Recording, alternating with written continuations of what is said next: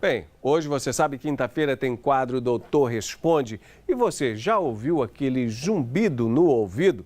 Quase 30 milhões de brasileiros passam por esse problema. Em muitos casos, duram anos. Mas você sabia que isso pode ser sinal de outra doença? Vamos entender melhor esse incômodo na reportagem. Quem na correria do dia a dia não quer chegar em casa, sentar no sofá e garantir um pouco de silêncio? A dona Nívia não encontra esse momento de silêncio há 15 anos, quando passou a viver acompanhada de sons noturnos. Grilos, é como se o ruído de uma mata noturna estivesse na minha cabeça. Imagina só, conviver o tempo todo com ruídos no ouvido.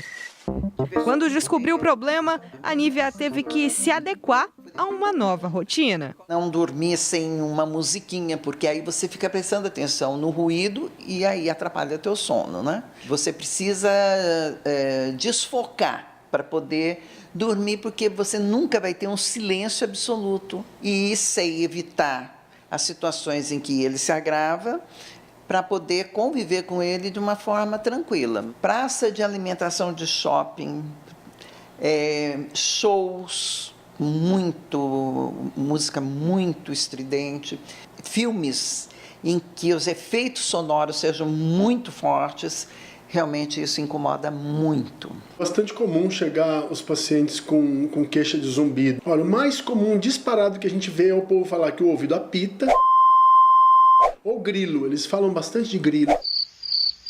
Mas tem muitos, viu? Som de cachoeira, som de panela de pressão, som de ar-condicionado, porque tem zumbido grave, zumbido médio, zumbido fino, tem vários tipos.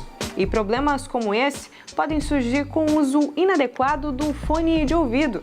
Ficar com ele por muito tempo com o volume alto pode trazer consequências que ficam na cabeça para o resto da vida. O grande problema do fone de ouvido é que ele é uma fonte sonora diretamente dentro do ouvido, ou mesmo que seja um fone de concha ou um fone in-ear, que a gente fala, né, dentro da orelha, a fonte sonora está muito próxima do órgão auditivo, e aí a facilidade do volume ficar alto é maior e a gente nem perceber. Tem pessoas que falam, não, mas eu uso baixo, e a gente está de fora ouvindo. Então quer usar um fone de ouvido? Bem baixinho, bem controlado, não pode ter problema. Porque se usar alto, se usar descontrolado, o que você colocou é perfeito. Pode desencadear tanto o zumbido quanto a perda auditiva.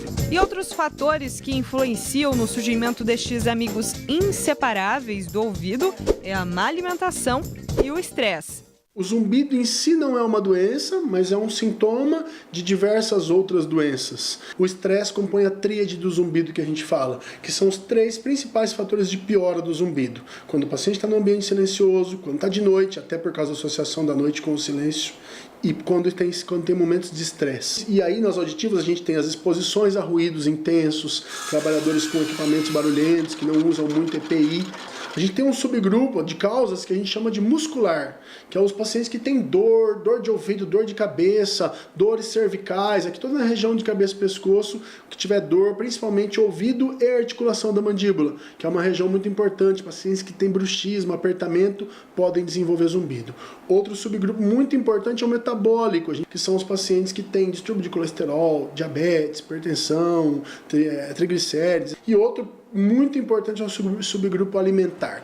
Toma muito café, suspende o café uma semana, vamos ver o que acontece. Isso aí, eu gosto de falar do café porque é muito comum, viu? Às vezes até o telespectador que está nos ouvindo e que tem zumbido e tem abuso de cafeína, pode experimentar parar a cafeína primeiro. É o primeiro teste terapêutico, vai ser o que vai acontecer aqui no consultório. Viver com o ruído não é a única opção. A Érica recebe em seu consultório pessoas que vão em busca do silêncio. Percebeu esse barulho? É bem interessante fazer um exame da audição, uma audiometria, para ver como está essa audição. Existe um exame também chamado de acufenometria. É um exame específico para a gente achar onde está sendo produzido esse zumbido, a frequência e a intensidade que ele está sendo gerado. E aí facilita muito mais o tratamento. Durante o exame, é possível detectar a frequência e a intensidade dos ruídos. Uma boa notícia para quem sofre com os barulhos é que existe um tratamento. Se a gente achar a causa, se a gente achar onde está o foco e tratar aquilo, aí praticamente 100% dos zumbidos a gente vai resolver. A gente ouve muito falar da substância do extrato seco de ginkgo biloba. Como ele é um vasodilatador periférico, dilata os vasos mais fininhos, que são os vasos que estão próximos da região do órgão auditivo, em alguns pacientes, mesmo sem saber a causa, o ginkgo biloba pode ter uma vantagem de uso. E claro que existe uma necessidade de uma indicação. Pacientes que tomam outros vasodilatadores não devem evitar de tomar o ginkgo biloba, não é que não pode, mas deve evitar. Mas então o foco acho que é tratar as causas, as diversas causas. Uma outra opção é fazer como a dona Nívia, se adaptar e tornar o som da natureza um companheiro de todos os dias. Não, agora é tranquilo, eu chego, ligo o que tiver que ligar, tablet, às vezes celular mesmo, vai tocando musiquinha e eu vou embora.